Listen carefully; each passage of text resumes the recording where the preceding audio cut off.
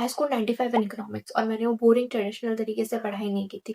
और क्या वो गलती है जिसकी वजह से मेरे 5 मार्क गए थे, and it was the silliest mistake जो एग्ज़ाम में सब लोग करते हैं।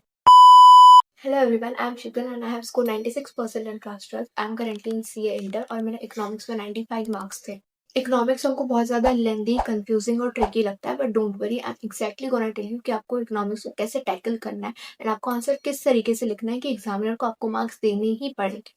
इकोनॉमिक्स हमारा दो पार्ट में डिवाइडेड है। First is Indian eco, second is macro economics. तो सबसे पहले इंडियन इको की बात करते हैं। इंडियन इको पूरी थियोरेटिकल बुक है, आपको कुछ नहीं करना है, आपको बस 2 बार जाके उस बुक की रीडिंग लगानी है। बहुत अच्छे से हर एक चीज रीड करो डिटेल में, आप उसका वन शॉट उठा सकते हो and just go through it. आपको वो वीडियो बस 1 से 2 बार देखना है and you are done with Indian economics.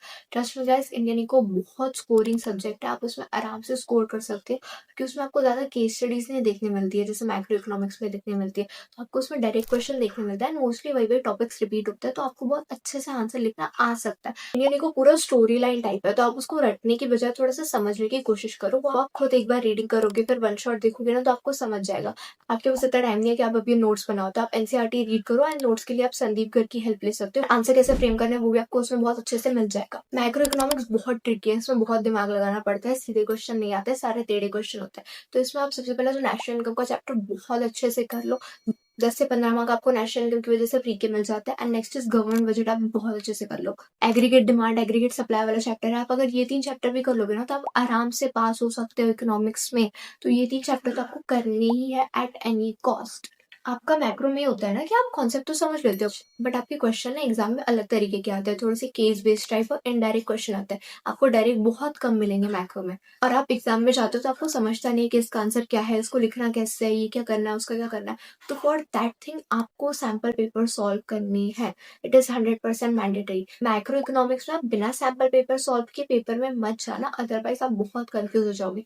तो आपको सैम्पल पेपर सॉल्व करना है। सैम्पल पेपर सॉल्व करते हो ना, तो आपको पता होता है कि किस टाइप के क्वेश्चन आते हैं, कैसे आते हैं, हमको इसका आंसर कैसे लिखना है। एंड मैक्रो में बहुत घुमान क्वेश्चन आते हैं, आपके लिए फिगर आउट करना बहुत मुश्किल हो जाएगा किसका क्या है एंड क्या कैसे करना है। तो मेक श्योर कि आप सैम्पल पेपर सॉल्व कर रहे हो। आपको लग रहा हो कि अभी क्यों टाइम वेस्ट करें सैम्पल पेपर खरीद के, तो ट्रस्ट में गाइस, ये टाइम वेस्ट नहीं होता है, ये बहुत अच्छा इन्वेस्टमेंट है। मैंने भी एग्जाम से 10-15 दिन पहले ही सैम्पल पेपर्स की बुक खरीदी थी एंड मैं सारे उसमें से सॉल्व करती थी। मुझे लगा था कि मैं सॉफ्ट कॉपी में से सॉल्व कर लूंगी, बट सॉफ्ट कॉपी और हार्ड कॉपी में बहुत डिफरेंस होता है। आपके हाथ में जब पेपर होता है ना, तो आपकी अलग फीलिंग होती है। आई विल सजेस्ट कि आप एड्यूकार्ड के सैम्पल पेपर ले सकते हो, उसमें बहुत अच्छी तरीके से सारे कॉन्सेप्ट समझाए हुए हैं, माइंड मैप्स भी है, सारे क्वेश्चन भी अच्छे से है एंड बोर्ड के पॉइंट ऑफ व्यू से है। जैसे एग्जाम में क्वेश्चन आते हैं ना, वैसे पीवाईक्यू वगैरह को एनालाइज करके बनाया है उन लोगों ने, एंड उसमें आंसर भी बहुत अच्छे से आपको स्ट्रक्चर वे में दिख जाएगा कि आपको आंसर कैसे लिखना है, तो उससे आपको आइडिया भी मिल जाएगा कि आंसर कैसे प्रेजेंट करना है। आई विल सजेस्ट कि आप एड्यूकार्ड की बुक ले सकते हो। I will put the link in the description और मैं कमेंट में भी पिन कर दूंगी। इको में प्रेजेंटेशन बहुत जरूरी होता है। एग्जामिनर को पता है कि आपको आंसर आता है,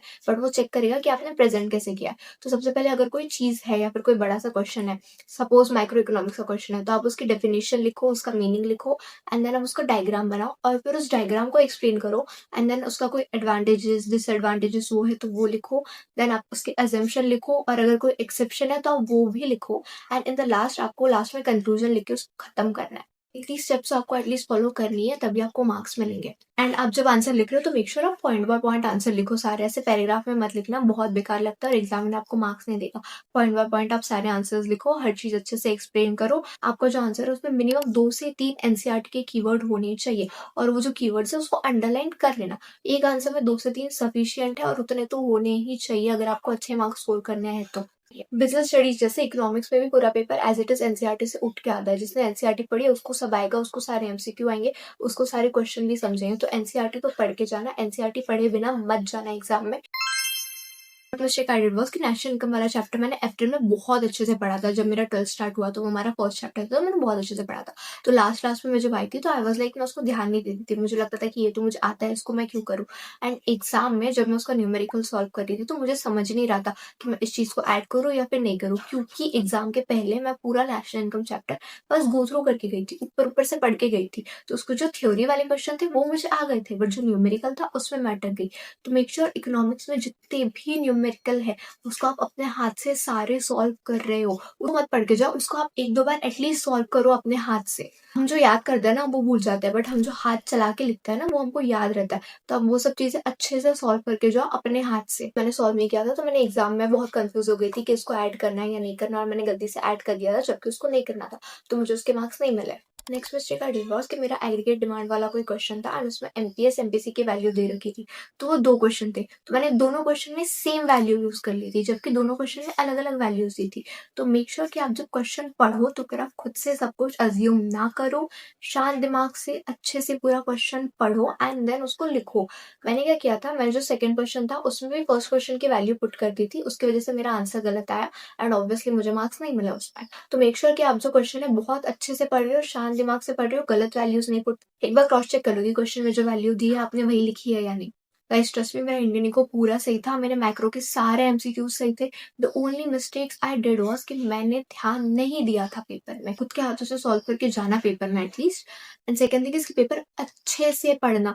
आप कभी-कभी वो एमसीक्यू में होता है कि which of the following is not, तो वो भी अच्छे से पढ़ना, सारे एमसीक्यूज बहुत ध्यान से पढ़ना, सारे क्वेश्चंस ध्यान से पढ़ना, सारे अमाउंट्स ध्यान से पढ़ना, सारे गिवन्स अच्छे से पढ़ना। और नेक्स्ट सुनील पांडा सर की मैराथन आ जाती है, वो जाके देख सकते हो। जो थ्योरी वाली चीज़ें है वो तो आप उधर से पढ़ लेना, बट जो न्यूमेरिकल है एंड क्वेश्चन है वो अपने हाथों से बैठ के सॉल्व करना। अभी इतना ये मत करो कि नोट्स बनाना है एंड ऑल, जो आपकी ऑलरेडी रेफरेंस बुक है आप उधर से पढ़ लेना, but make sure to solve sample paper. I hope आपका इकोनॉमिक्स का पेपर बहुत अच्छा जाए। Thank you so much for watching.